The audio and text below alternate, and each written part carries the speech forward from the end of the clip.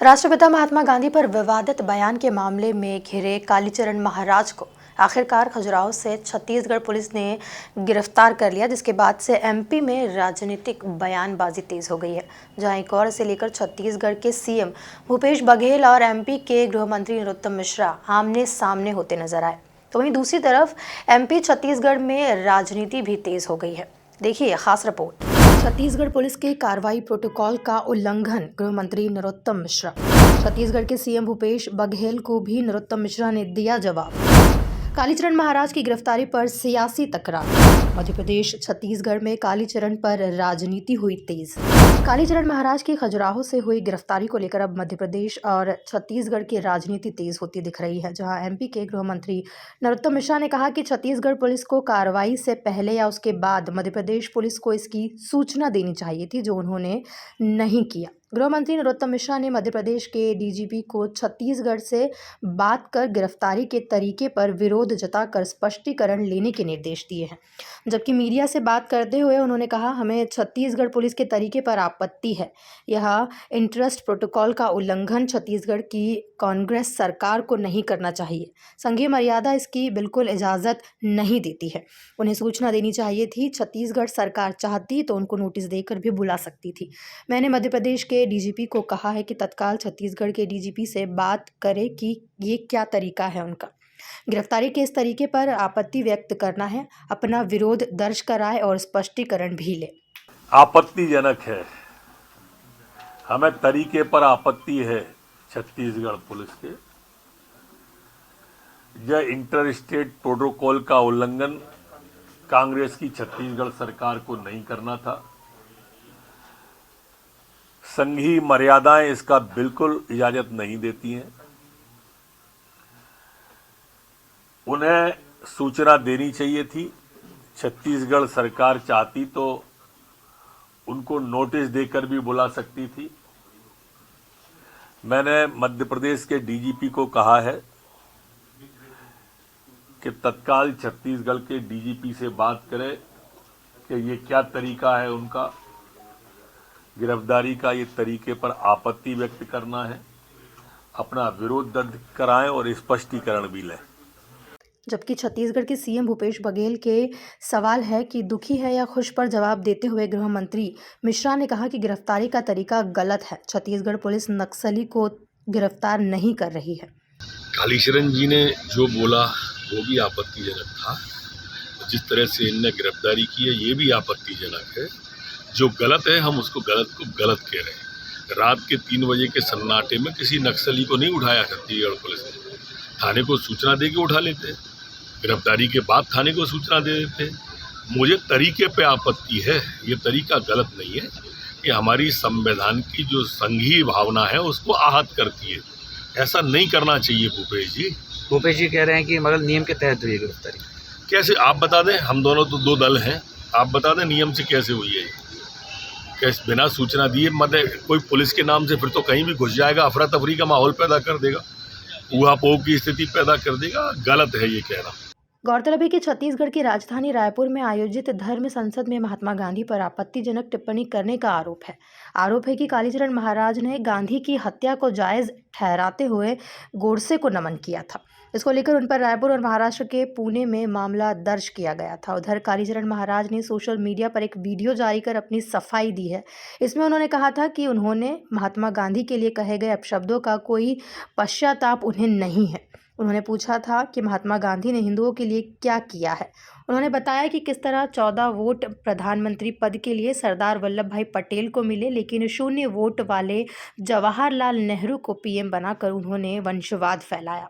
ओम काली। सभी हिंदू धर्म प्रेमी भाइयों बहनों को मेरा हृदयपूर्वक ओम काली। गांधी के मामले में अपशब्द बोलने के लिए मुझ पर FIR दर्ज हुई। मुझे उसका कोई पश्चाताप नहीं है। गांधी ने किया क्या है हिंदुओं के लिए? विश्वासघात किया है देश का।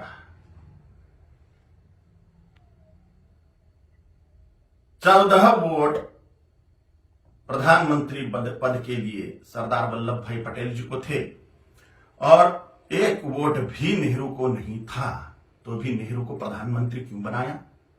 और ये वंशवाद की जड़ फैलाने वाले ये गांधी ने पूरे के पूरे कांग्रेस के अन्य प्रतिभाओं का खच्चीकरण कर दिया, अन्य प्रतिभाओं को कुंठित कर दिया। एक वंश गांधी नेहरू वंश का ही बोलबाला करने लग गए। सरदार वल्लभ भाई पटेल के हाथ में अगर तब प्रधानमंत्री पद गया होता था तो भारत अभी सोने की चिड़िया बनता था, भारत अभी जगत गुरु होता था, भारत अभी चक्रवर्ती सम्राट होता था, अमेरिका से भी बड़ी पावर भारत बन जाता था। यह महान विश्वासघात भारत की जनता के साथ में गांधी ने किया, इसलिए मेरे हृदय में तिरस्कार है गांधी के प्रति। हिज हाइनेस श्रीमंत ज्योतिरादित्य सिंधिया जैसे महान प्रतिभाएं कांग्रेस में थी, है, लेकिन इस गांधी नेहरू वंशवाद के कारण उनको व्यवस्थित कार्य करने का मौका ही नहीं मिलता। इस वंशवाद के जनक गांधी हैं, इसलिए गांधी नेहरू खानदान के वंशवाद के जनक हैं, राष्ट्र के जनक नहीं, इसलिए राष्ट्रपिता नहीं है। मैं नहीं मानता, कोई माने उनकी इच्छा। दे दी हमें आजादी बिना खड़क बिना ढाल, साबरमती के संत तूने कर दिया कमाल। ये गाना लिखने वाले को 100 जूते मारने चाहिए। भगत सिंह, सुखदेव, राजगुरु, चंद्रशेखर आजाद, सुभाष चंद्र बोस, इन लोगों ने जो त्याग बलिदान किए, फांसी पर लटक गए ये लोग,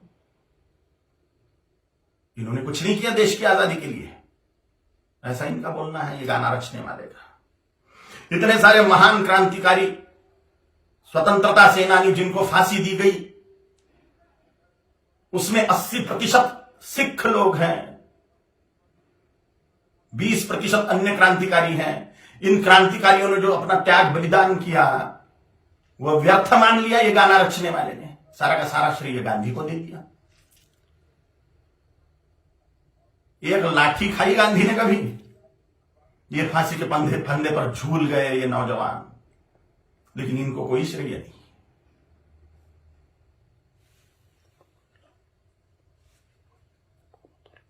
सुखदेव, राजगुरु, भगत सिंह जी की फांसी गांधी रुकवा सकते थे, लेकिन नहीं रुकवाई जानबूझ के, इसलिए तिरस्कार करता हूं मैं गांधी का। इनका एक बहुत बड़ा हथियार था अनशन करना, और इन्होंने, मैंने गांधी ने उसका उपयोग भारतीय जनता के खिलाफ ही किया, हिंदुओं के खिलाफ ही किया। बोला था कि बंटवारा मेरी लाश पे होगा, मजहब के नाम पर जो बंटवारा हुआ पाकिस्तान बांग्लादेश का, वो मेरी लाश पे होगा, ऐसा गांधी बोलते थे। लेकिन जब बंटवारा हुआ तब गांधी जिंदा थे, और बंटवारे के समय जो दंगे हुए, लाखों करोड़ों हिंदुओं को, सिखों को काट डाला गया उसमें,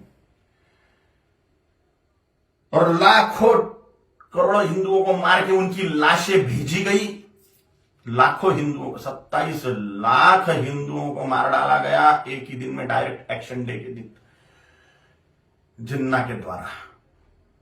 और पाकिस्तान में से जो ट्रेनें आ रही थी वो लाशों से ही भरी हुई थी, महिलाओं के और पुरुषों के, बोरे के बोरे भर के महिलाओं के स्तन काट कर भेज रहे थे वहां के लोग।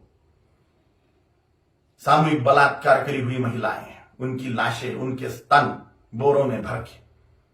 और यहां गांधी अनशन कर रहे थे कि 55 करोड़ रुपए दो पाकिस्तान को। जब सिख लोगों ने दंगे से पीड़ित होकर कड़कड़ाती ठंड में मस्जिदों का आश्रय लिया, तो उसके लिए अनशन पे बैठ गए गांधी कि इनको मस्जिदों से बाहर निकालो, मुसलमानों को मस्जिदें सौंप दो।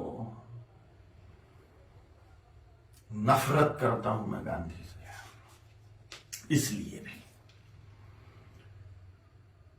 पाकिस्तान बांग्लादेश को जोड़ने वाला कॉरिडोर मांग लिया मुसलमानों ने कि भारत को और खाया जाए।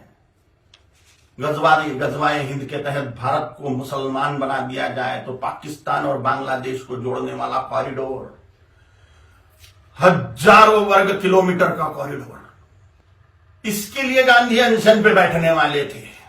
के शासन को वो दे देना पड़ता था और भारत फिर से बढ़ जाता था। स्वातंत्र वीर सावरकर जी ने गांधी के सामने जातीयवाद तोड़ने की बात कही कि वर्णवाद, ब्राह्मण क्षत्रिय वैश्य शूद्र, यह वर्णवाद और हजारों जातियों में बटा हुआ जातीयवाद, इसको तोड़ दो और हिंदुत्व की धर्म ध्वजा के नीचे सारे हिंदुओं को एक कर दो। तो गांधी ने इसके लिए ये बात नहीं मानी। ये मांग पूरी करने के लिए अनशन पे नहीं बैठे। उन्होंने कहा जैसा है वैसा रहने दो। डॉक्टर बाबा साहेब आंबेडकर जी ने बोला था कि संस्कृत को राष्ट्रभाषा करो, देश की भाषा संस्कृत होनी चाहिए। तो डॉक्टर बाबा साहेब आंबेडकर की बात को संसद में मनवाने के लिए अनशन पे नहीं बैठे। स्वतंत्र वीर सावरकर जी का अवमान मानता हूं मैं, ये डॉक्टर बाबा साहेब आंबेडकर जी का अवमान मानता हूं मैं। ऐसी ढेर बातें हैं, ढेर बातें। कोई राष्ट्रपिता नहीं हो सकता। करोड़ों सालों से राष्ट्र है, उसका काय का पिता 200 साल पहले आया हुआ व्यक्ति कैसे पिता बनेगा? अगर पिता बनाना ही है राष्ट्र का अनिवार्य है तो छत्रपति शिवाजी महाराज को बनाना चाहिए, गुरु गोविंद सिंह जी महाराज को बनाना चाहिए, राणा प्रताप जी महाराज को बनाना चाहिए, आचार्य चाणक्य जी को बनाना चाहिए। और अभी के महापुरुषों को अगर बनाना है तो सरदार वल्लभ भाई पटेल जी को बनाना चाहिए, क्योंकि पूरे राष्ट्र कुल को एकत्रित करने वाले सरदार वल्लभ भाई पटेल हैं। छोटी छोटी रियासतों के टुकड़ों को एकत्रित करते हुए पूरे राष्ट्र को एक सूत्र में बांधने वाले सरदार वल्लभ भाई पटेल हैं, जिन्होंने राष्ट्र में जो टुकड़े टुकड़े थे उनको एकत्रित किया। राष्ट्रकुल को एकत्रित जिस व्यक्ति ने किया उसको ही राष्ट्रपिता का सम्मान मिलना चाहिए, ना कि हिंदुओं से पार्शियलिटी करने वाले गांधी को।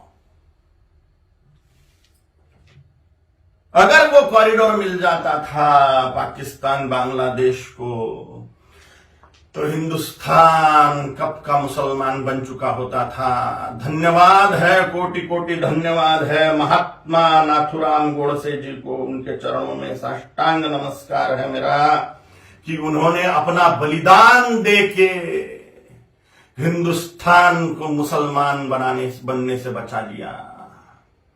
गजवाए हिंद फेल कर दिया महात्मा नाथुराम गोडसे जी ने। कोटि कोटि धन्यवाद है उनको। महात्मा गांधी नहीं, महात्मा नाथुराम जी गोडसे हैं। और अगर सच बोलने की सजा मृत्यु है तो स्वीकार है। छत्रपति शिवाजी महाराज जी ने, छत्रपति संभाजी महाराज जी ने, गुरु गोविंद सिंह जी महाराज जी ने, राणा प्रताप जी महाराज जी ने अपने पूरे कुल का बलिदान कर दिया हिंदुत्व बचाने के लिए।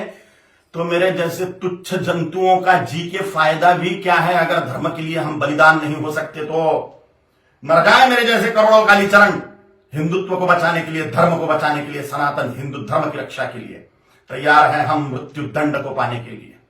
कुल मिलाकर एक भाषण पर खड़ा हुआ बवाल अब एमपी के गृह मंत्री और छत्तीसगढ़ के सीएम भूपेश बघेल के बीच नई सियासी तकरार का सबब बनता दिख रहा है। Bureau report, MP news TV, Bhopal.